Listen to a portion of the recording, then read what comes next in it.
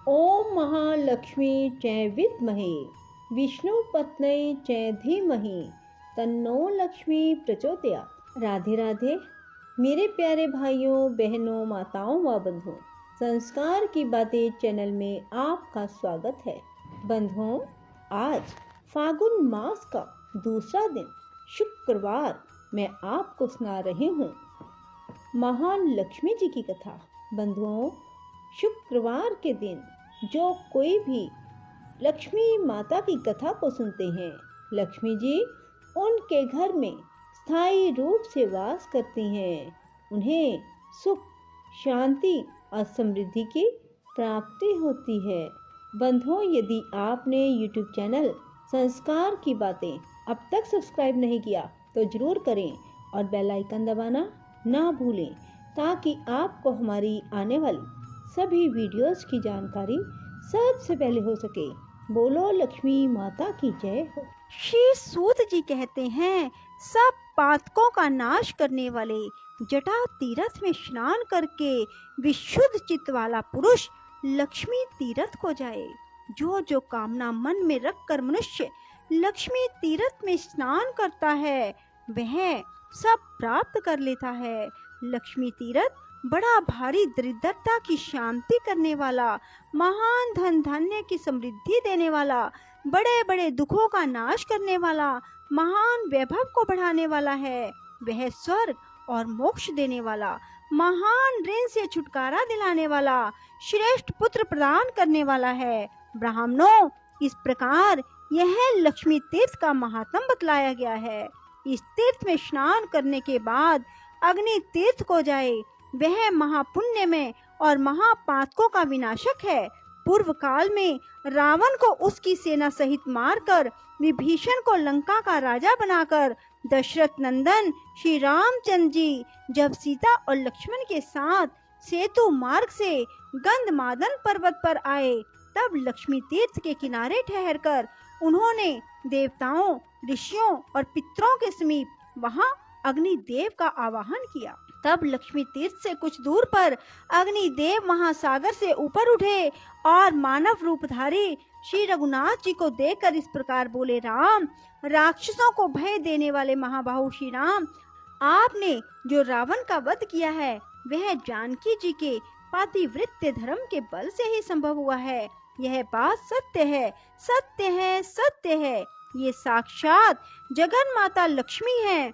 इन्होंने लीला के लिए मानव शरीर धारण किया।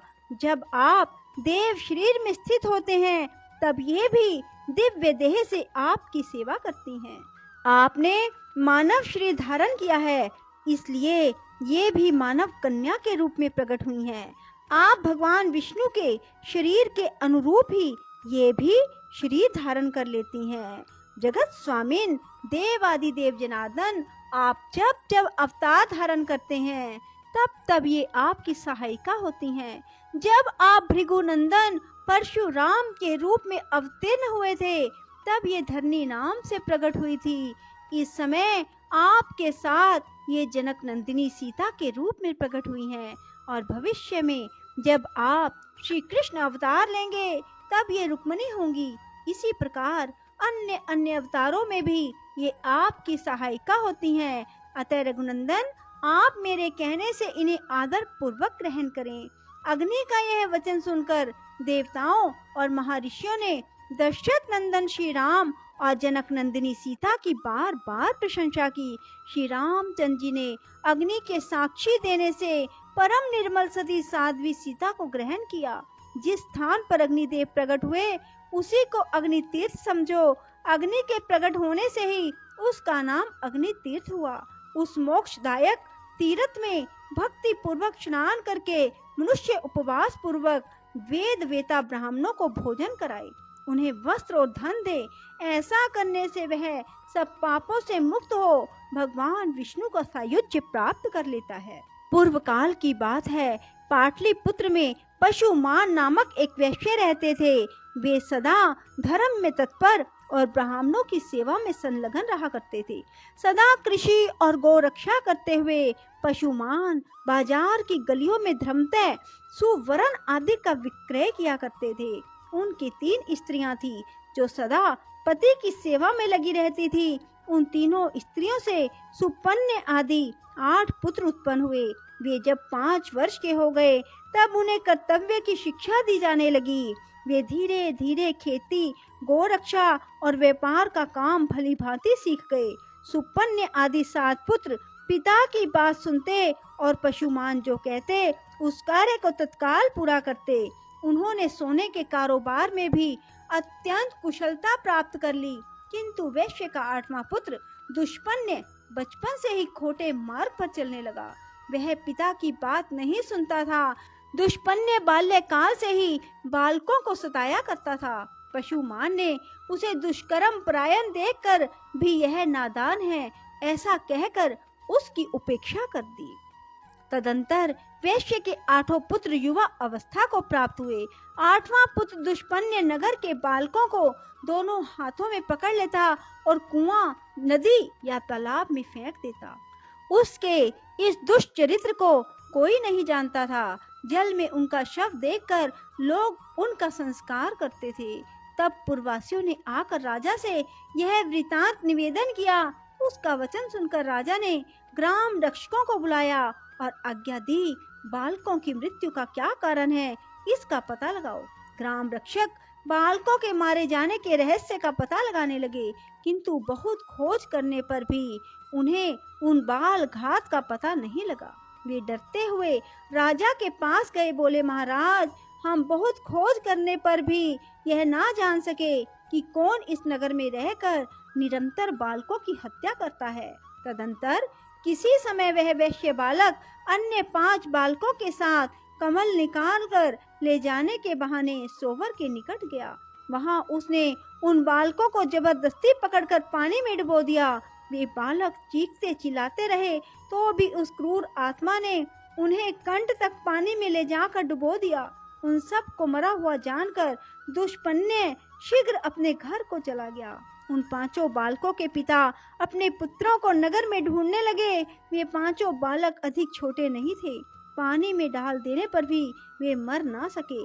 धीरे धीरे सरोवर के किनारे आ गए और वहीं घूमते रहे। इतने में ही अपने बंधुओं द्वारा नाम ले लेकर पुकारने की आवाज उन्हें दूर से सुनाई दी। तब उन्होंने भी जोर से बोलकर उत्तर दिया। बालकों की आवाज सुनकर उनके पिता सरोवर के तट पर गए। वहां उन्हें जीवित देखकर उन सबको बड़ा हर्ष हुआ। फिर पिता ने पूछा, तुम्हारी दशा क्यों हुई? तब बालकों ने दुष्पन्य के उस दुष्कर्म का वृतांत अपने बंधुओं को कह सुनाया। यह बात जाकर पुरवासियों ने राजा को इसकी सूचना दी। राजा ने पशुमान को बुलाकर कहा, पशुमान, यह नगर बहुत से बालकों से भरा पूरा रहा है, किंतु तुम्हारे दुरात्मा पुत्र ने इसे प्राय सूना कर दिया। अभी अभी इन बालकों को उसने जल में डुबो दिया था, परंतु दैव योग से जीवित निकल आए। बताओ इस समय क्या करना चाहिए? मैं तुम्ही से पूछता हूँ, क्योंकि तुम सदा धर्म में तत्पर रहते हो। राजा के ऐसा कहने पर धर्मज्ञ पशुमान ने कहा, राजन, जिसने सारे नगर को सूना कर दिया वह वध के योग्य है। इस विषय में कुछ पूछने की बात नहीं। यह अत्यंत पाप आत्मा मेरा पुत्र नहीं, शत्रु ही है, जिसने इस नगर को बालकों से खाली कर दिया। उस दुष्ट के उद्धार का मुझे कोई उपाय नहीं दिखाई देता। मैं सच कहता हूँ, इस दुष्ट आत्मा को प्राण दंड दिया जाए। पशुमान का यह वचन सुनकर समस्त पुरवासी पशुमान की प्रशंसा करते हुए राजा से बोले, महाराज, इस दुष्ट को मारा ना जाए, अपितु चुपचाप नगर से निकाल दिया जाए। तब राजा ने दुष्पुण्य को बुलाकर कहा, ओ दुष्ट आत्मन, तू शीघ्र हमारे राज्य से बाहर चला जा। यदि यहाँ रहेगा तो मैं तेरा वध कर डालूंगा। इस प्रकार डांट कर बताकर राजा ने दूतों द्वारा उसे नगर से निर्वासित कर दिया।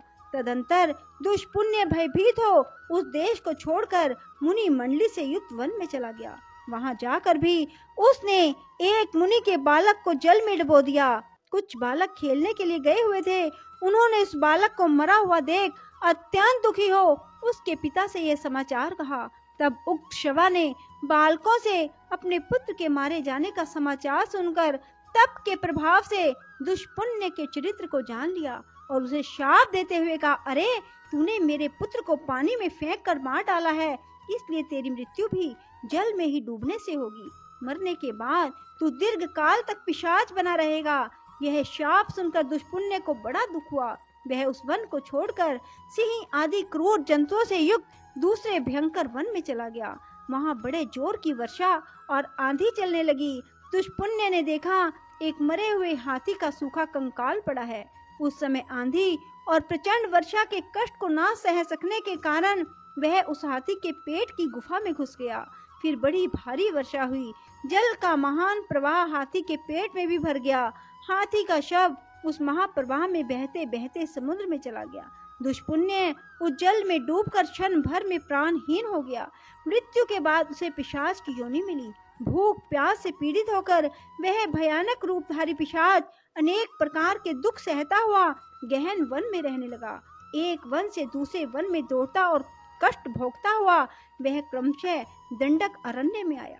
वहां उसने उच्च स्वर से पुकार लगाई, हे तपस्वी महात्माओं, आप लोग बड़े कृपालु और सब प्राणियों के हित में तत्पर रहने वाले हैं। मैं दुख से अत्यंत पीड़ित हूँ, अतः मुझे अपनी दया दृष्टि से अनुग्रहित करें। पूर्व काल में मैं पाटलिपुत्र नगर में पशुमान का पुत्र दुष्पुण्य नामक वैश्य था। उस समय मैंने बहुत से बालकों की हत्या की। अब मैं पिशाच योनि को प्राप्त हुआ हूँ। भूख प्यास सहन करने की मुझ में शक्ति नहीं रह गई, अतः आप लोग कृपा करके मेरी रक्षा करें। तपोधनों, जिस प्रकार मैं पिशाच योनि से छूट जाऊं वैसा प्रयत्न करो। पिशाच का यह वचन सुनकर तपस्वी मुनियों ने महर्षि अगस्त्य जी से कहा, भगवान, इस पिशाच के उद्धार का कोई उपाय बताओ। तब अगस्त्य जी ने अपने प्रिय शिष्य सुतीक्ष्ण को बुलाकर कहा, वत्स सुतीक्ष्ण, तुम शीघ्र गंधमादन पर्वत पर चले जाओ। वहां सब पापों का नाश करने वाला महान अग्नि तीर्थ है। महामते, उस पिशाच के उद्धार के उद्देश्य से तुम उस तीर्थ में स्नान करो। अगस्त्य जी के ऐसा कहने पर सुतीक्ष्ण जी गंधमादन पर्वत पर चले गए और अग्नि तीर्थ में जाकर पिशाच के लिए स्नान का संकल्प करके वहां उन्होंने 3 दिन तक नियम पूर्वक स्नान किया। फिर रामनाथ आदि तीर्थों का सेवन और स्नान करके श्रेष्ठ ब्राह्मण सुतीक्ष्ण जी अपने आश्रम पर लौट आए। उस तीर्थ में स्नान के प्रभाव से वह पिशाच शीघ्र ही दिव्य देह को प्राप्त हुआ और सुतीक्ष्ण, अगस्त्य और अन्य तपोधनों को बार बार प्रणाम करके उनकी आज्ञा ले प्रसन्नता पूर्वक स्वर्गलोक को चला गया। बोलो लक्ष्मी माता की जय हो। राधे राधे। जय श्री कृष्णा। बंधुओं, यदि आपको हमारी वीडियो पसंद आए तो इसे लाइक करें और शेयर भी जरूर करें। धन्यवाद।